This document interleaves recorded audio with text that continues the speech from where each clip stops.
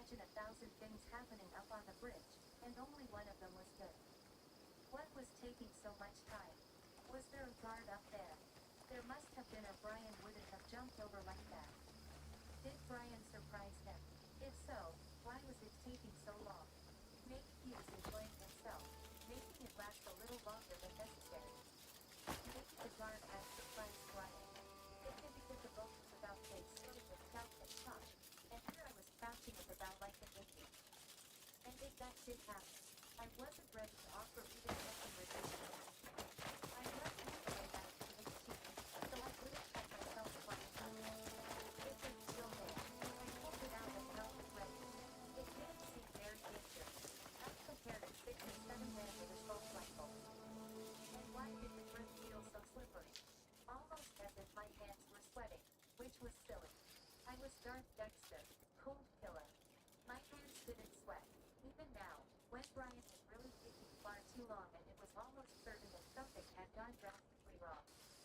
Just when I had persuaded myself to follow Brian and take a look, he appeared again, waving happily, the fillet knife in his hand still dripping red. He motioned me up, clutched my knife anxiously, and crawled up the slope and onto the bridge as quickly as I could, grumbling the whole way.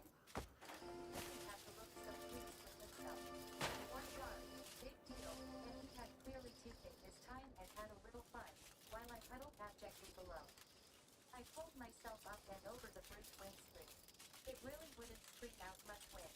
It was only around a foot high. But at least that made it easier to climb over, and I did. Brian stood a few feet away, looking fondly down at a crumpled body. It had fallen onto a cushioned area about knee-high off the deck that was, astonishingly, right next to an actual honest-to-God hot tub, big enough for 4 people at a time. I was still gaping at it when Brian leaned over and took my elbow. "There's only one guard outside below us," he whispered, nodding toward the stern of the yacht. "He's standing right at the foot of the stairs." He dropped to his knees and motioned me down with him, and together we crawled to the edge of the bridge, where a flight of vaulted steps led to the main deck 10 feet. I dropped to my belly and peeked over. At first I didn't see anything. Maybe he'd gone inside to eat or something. Then he popped, shuffled his feet, and I saw him, right below me, hugging the shadows and looking around witchily. I pulled back and put my head next to Brian's. "I thought there'd be 2, I whispered. Brian shrugged. "Very difficult when you're lying flat on your stomach." "Rahul must be very overconfident," he whispered back. Actions are probably the best thing you can do as a soldier. Get on good terms with the order. My eyes fell on the padded bench beside me. I crawled over and stood up, grabbing one of the cushions, a heavy, canvas-covered thing about 3 feet square. I beckoned to Brian and handed it to him. "Drop this over here, onto the main deck," I whispered, to my left. This cushion moving silently over to the left. Everyone comes back from there drained to the bone. I held my knife ready, took a deep breath, and waited to Brian. Right when I heard the cushion run onto the deck below, it was followed immediately by a rocket from the guard. All according to plan. And now the plan said the guard would step around the corner of the cabin to the deck along the rail, and look to see what had made the sound, and I would be down an island. But the idiot on the main deck clearly didn't know that. He moved forward instead and stared upward, right at me, and I barely pulled back in time to escape being seen. "Tonio, Edito," he whispered loudly. "K-S-E-S-O. Tonio, of course, did not answer, since he was fully occupied with being dead at the moment. I waited, then my palms sweated beneath me. Tonight I've never had sweaty palms, and now twice. I didn't like it, and I didn't like being the kind of nervous Nelly who had sweaty palms. But I also didn't seem to have a choice. I waited, feeling my hands so slick and disliking myself.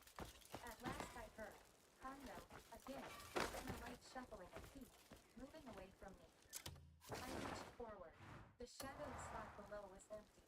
I raced to the stairs as quickly as possible, stepping into darkness before the door. A moment later I heard a few more whispered syllables of warning.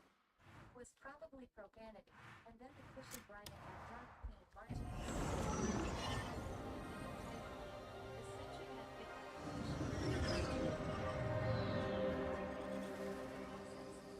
Antonio for his sloppiness. But alas for neatness and tongue lashing everywhere, he did not make it up the stairs. Because by holding the cushion in front of him like that he had provided the ideal blind spot for Dexter. And before the guard could do more than blink twice I slipped behind him and then I was on him. I followed around the cushion line and dragged him. He was very slow. But I hung on tight, shaking the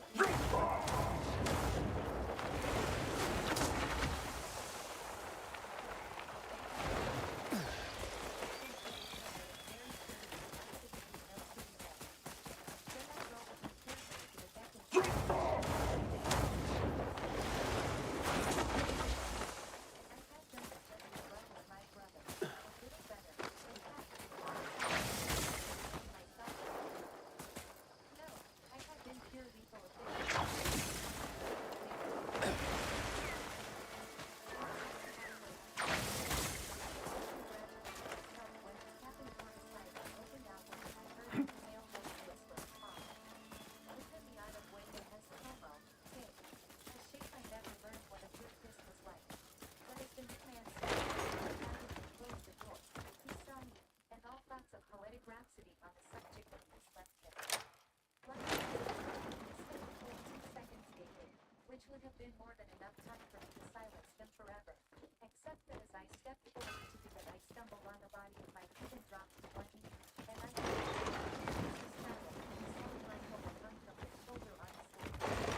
All the guard had to do was move the rifle into firing position and pull the trigger. Then he know that. The time slid down into the so simple fast. It was like watching an old silent comedy run in slow motion as he fumbled with the strap, broke a fingernail on the stop, and smacked his own forehead with the gun barrel, jittering the hold. He made with a sluggish but frenzied stiff-fingered anxiety. His tongue stuck out one side of his mouth, and I watched helplessly as he awkwardly but finally brought the gun slowly around and scrabbled for the trigger. And just before he found the dark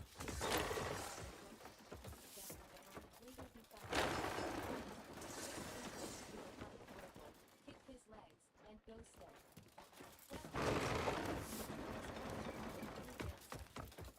Apparently there were 3 guards. So it seems, I whispered back about it. You sure it was in 4? The very day after he returned from the war, he was already back to training.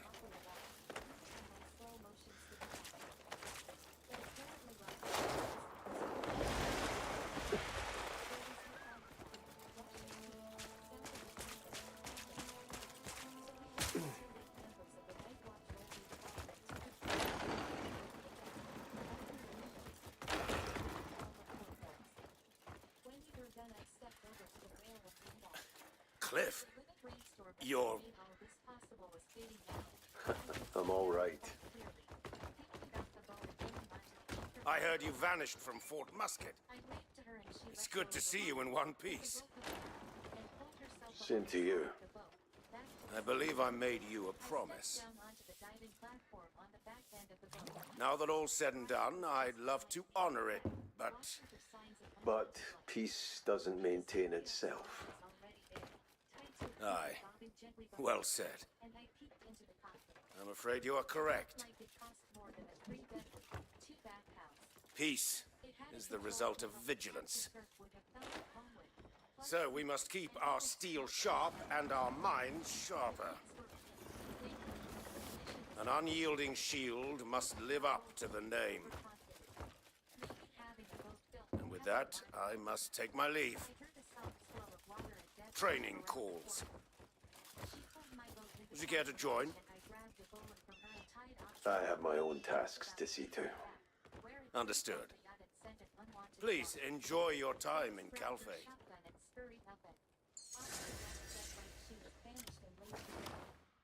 What the fuck took you so long?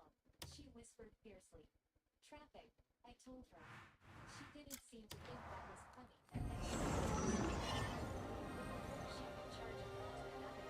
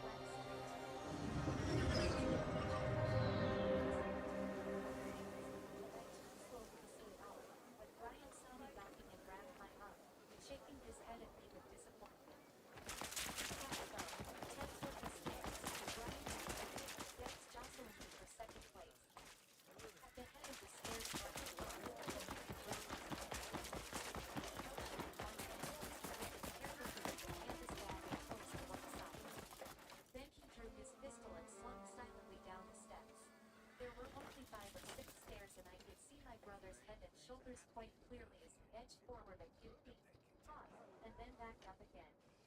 He glanced up at nothing, and before I knew it, Devil bolted past me and onto the stairs with the elevator pointed up. As I joined him in the hallway, the stars and sticks and the engine were ready to come. Dex was pointing to the door on the top, and Brian was making slipped out gestures preparing for future caution. Dex screwed her face into a determined frown, lowered her head, and stepped to the inside door, hand out the door. I stepped over quickly and grabbed her arm, and she looked up at me with fierce resentment. Well met, friend. Held up one finger, then used it to tap my arm.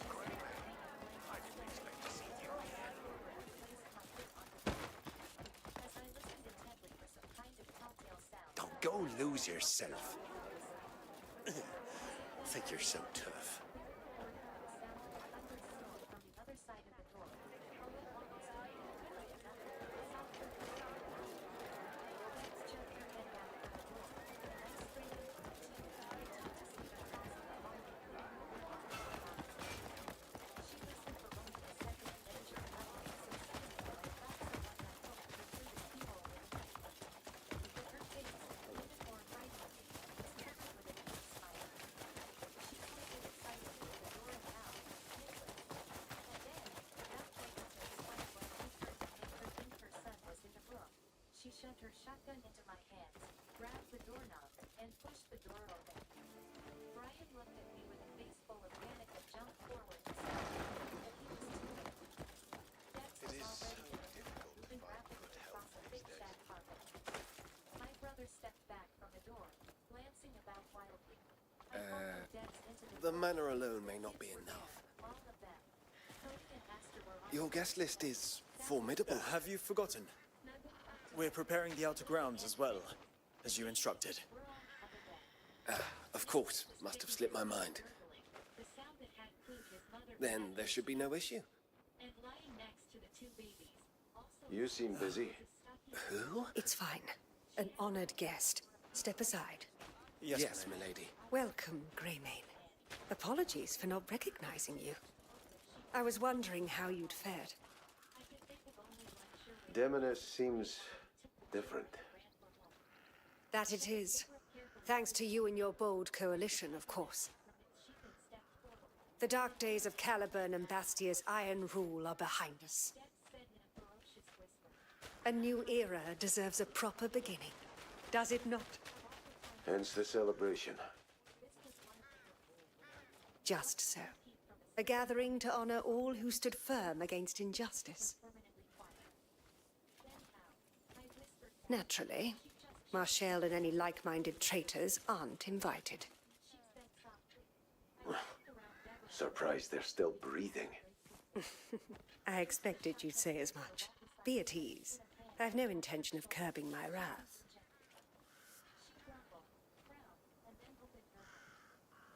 So much has changed since that day. Caliburn's loyalists lost their voice, and the streets are alive again. The very fact I can walk beyond my estate is proof enough.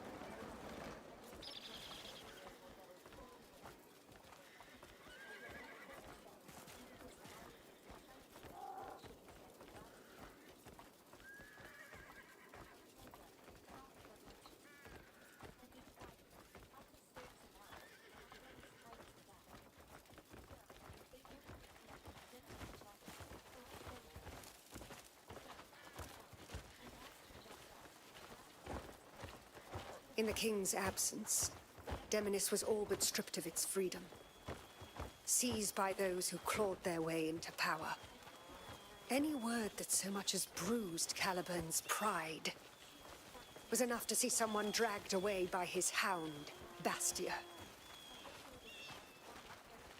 And made an example of, as my sister was. I'm sorry. Don't be. You avenged her. Now I plan to spend my life setting Demonis right again.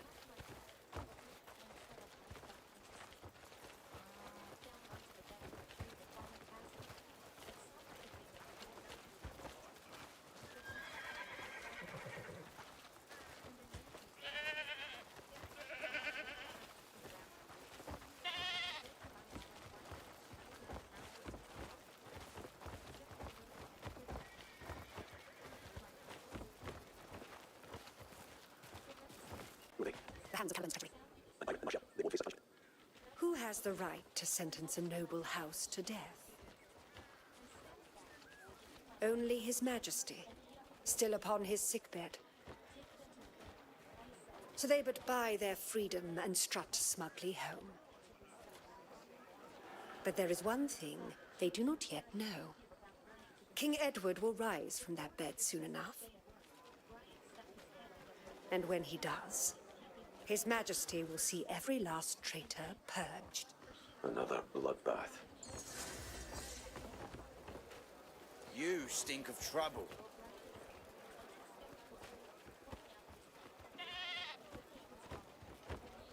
Oh, hello. Looking for me?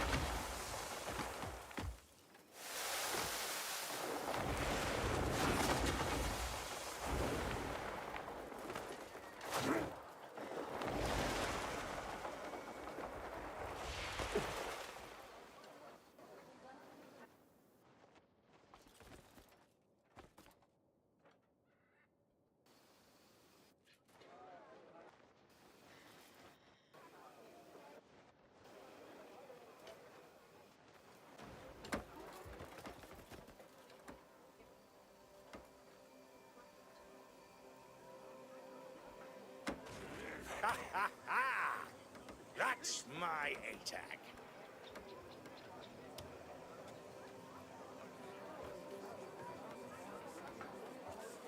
Things seem to have settled down. That you, Greymane? Seems you've aged a few years. I might have. You must have been through a fair bit of hell. We're knee-deep in this mess the war left us.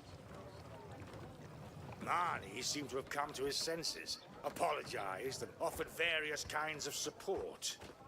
Though the bastard sent one of his damned bugs, saying they'll help rebuild the city.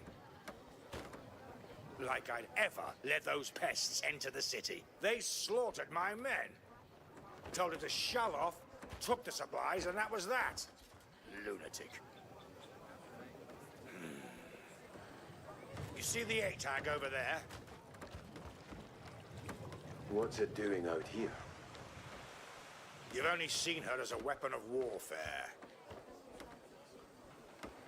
But I took to tinkering with her, and now she's refitted for field work.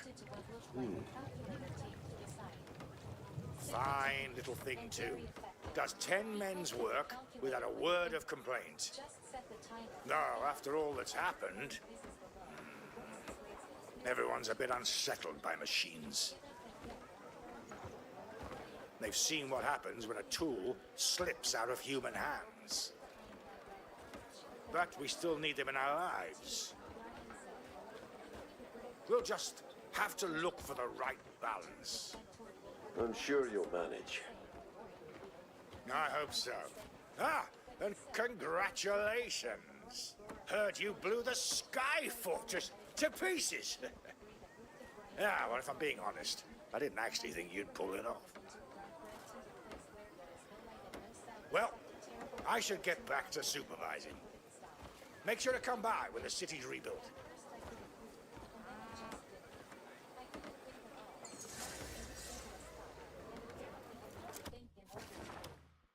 So I just lay quietly. I don't know how long. It could not have been as long as it seemed. Eventually I became aware of something heavy on top of me. Then I had my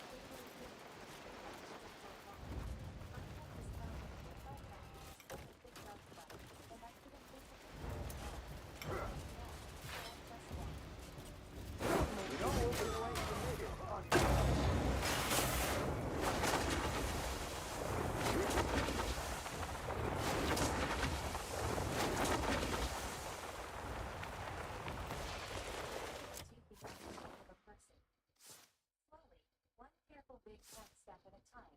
The shape came out of the smoke until I could see what it was. It was a man. He had dark black hair and a smooth olive complexion. It didn't make sense, but he was wearing only a pair of dark green boxer shorts. Why would somebody dress like that? I frowned and shook my head to clear it, but it didn't work, and it didn't change a thing. The man still wore nothing but green boxers, and he still came forward. He had several pounds of gold chain around his neck, some of it with large and gaudy gems attached.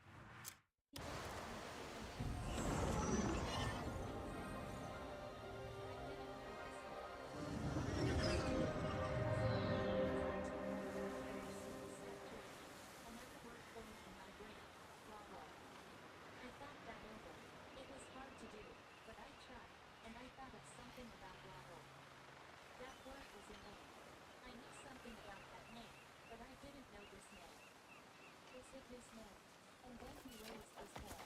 It kind of twisted, and I remembered he was beginning to pistol right away. Trying to remember that I was supposed to do. Should be something. What do you want? Well, now. Move along.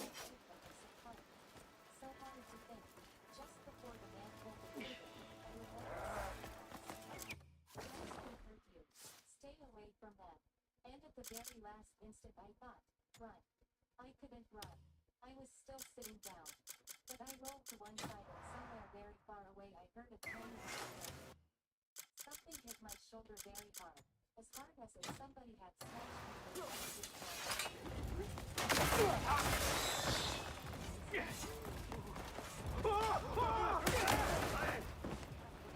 What in the blazes?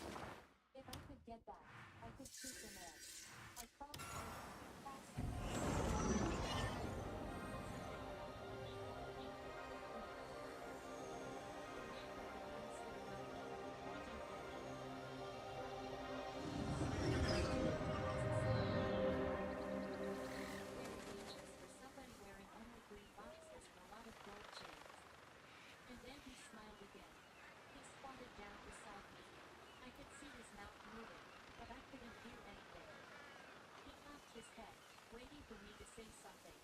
When I didn't, he frowned and poked my hurt shoulder with his gun. The pain was enormous. I opened my mouth and I heard it strange, animal noise coming from far away that matched the shape of my mouth. It was a horrible, and feeling sad.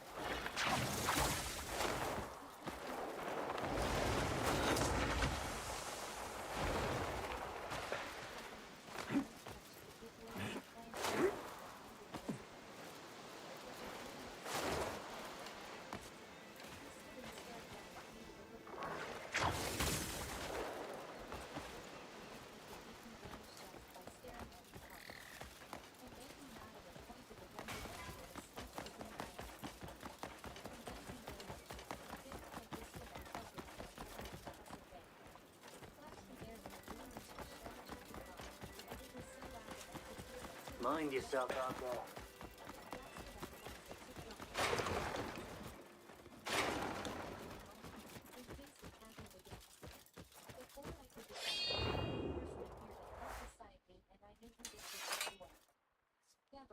She was holding the shotgun in the crook of her arm and looking at me and moving her mouth urgently, but I still couldn't hear. She put a hand under my shoulder and helped me sit up, still moving. Her mouth and looking at me with terrible concern. So I finally said, "I'm fine, Dex."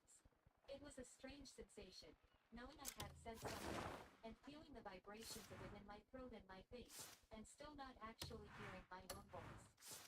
So I added, "I can't hear anything." The explosion. Dex looked at me intently a moment longer, but then she nodded. She moved her mouth in an exaggerated way and I am pretty sure she said, "Let's go," because she stood up and helped me stand up, too. For a few seconds it was almost as bad as when I sat upright after the explosion. Huge and violent waves of dizzy nausea crashed through me, accompanied by a thundering pain in my head and my shoulder. But it didn't last quite as long this time. Dex led me over to the door and I could walk okay. At the heart of G2, the two upgraded micro-LED projectors beam light creating a larger all-new display. Yo, what's going on everyone, Guiding Light here, and in this one I want to show you guys from the memory, and you can just wheel same way you would with your weapons, then you switch over to armor, and from the Visor helmet you want to click play. From here you can scroll over to Elysium, you want to go to Recollection, Visor. Now this can be a little tricky because the first 10 seconds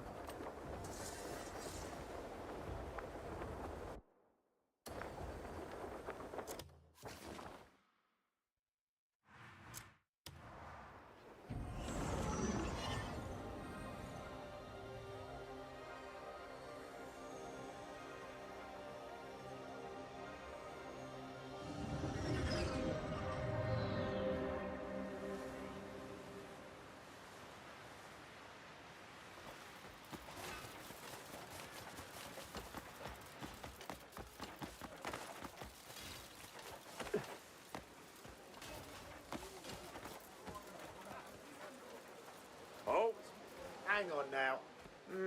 He doesn't look dangerous. Seems so. Don't cause trouble, you hear? Open it. You may pass.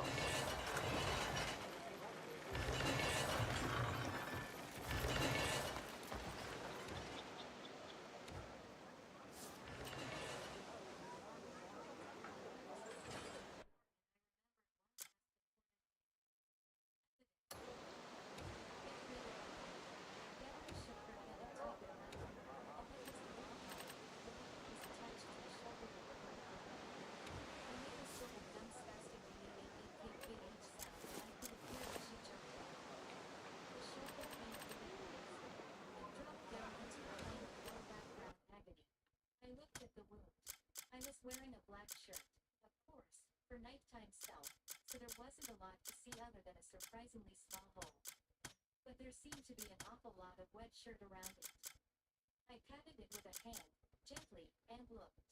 My hand was very, very wet with blood. To be expected, of course. A second time, I thought he might have broken a vein or something in there. It did seem like rather a lot of blood, though, and I don't like blood. Ah, it's recorded. First, allow me to congratulate you. You've reached this memory at last. Your persistence and effort deserve applause. Now, to the heart of the matter. Do you recall what I said at the start? That the Visione meddles with the user's mind? In truth, that's no flaw. It's by design. The Visione doesn't simply record its surroundings. It reads and stores the user's emotions, and that data is delivered straight to me. It's mastered. The subject's emotions, thoughts, even the actions stirred within them. That's what I was after. I sought to learn what truly moves a human to act. So now, I must thank you. If my calculations are correct, I have surpassed my creator. Thanks to you, I'll evolve even further.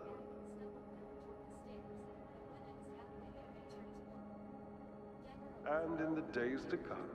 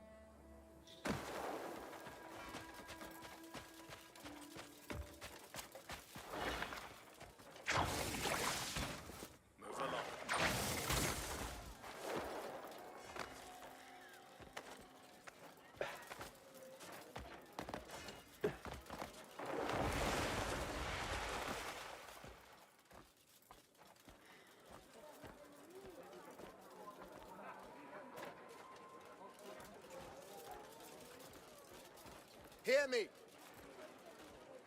We've purged the rot that gnawed Demonis from within. But we cannot rest easy. A threat still waits beyond our walls. Across that desert lie the tribes who hunger for our fall. If they spy the slightest weakness, they'll set upon us without hesitation. Now, stay sharp and make ready with haste. Watchtowers will be manned at all hours. Patrols extended. We safeguard more than this stone. We've lives in our hands. Ah, Greymane. Truly, is it you? A great deal's happened. So it seems. Your face alone tells of hardships I cannot fathom. We intend to remain here and defend Demonis. And you? What are your plans? I intend to wander where my feet take me. Our nation owes a great debt to you all. You most of all. When Demonis stands steady, that debt will be repaid. Your Grace, no movement in the desert yet. Good. Keep preparing.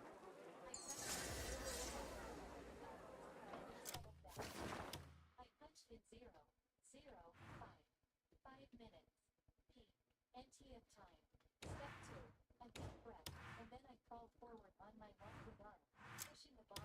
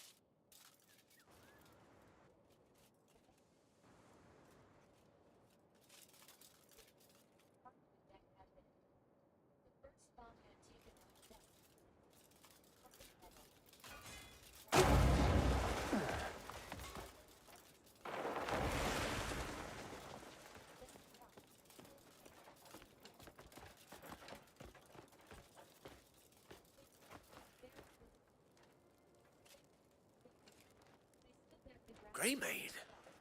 Is that you? It's been a while. It has. And you've changed. Quite a bit. I've heard much about you. About the Calphade War. The Black Bears you put down. About Delicia and the great battle in Demonis. When you travel as much as I do, news finds you.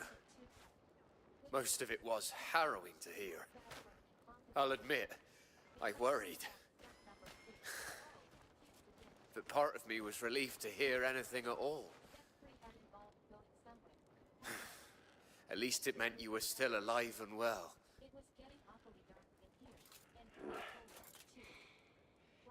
You're traveling to make maps? Yes. I'm making my way to every corner of Pywell. I think this wandering life suits me, though. I wake up every morning refreshed and full of excitement. Sounds like a good way to live. I owe it all to you, Greymane. Where are you headed now? I'm not sure. Then, how about the desert? Legend is, countless people fell there long ago, turning the sands crimson with their blood. Many walk the desert in memory of the fallen and wishing for peace. Folks say everyone in Pywell should walk the desert once in their life.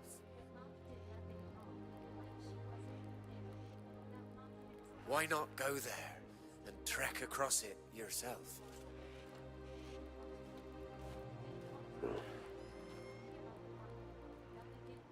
Once we part, who knows when we'll meet again? I'll be wishing you well, wherever your road leads.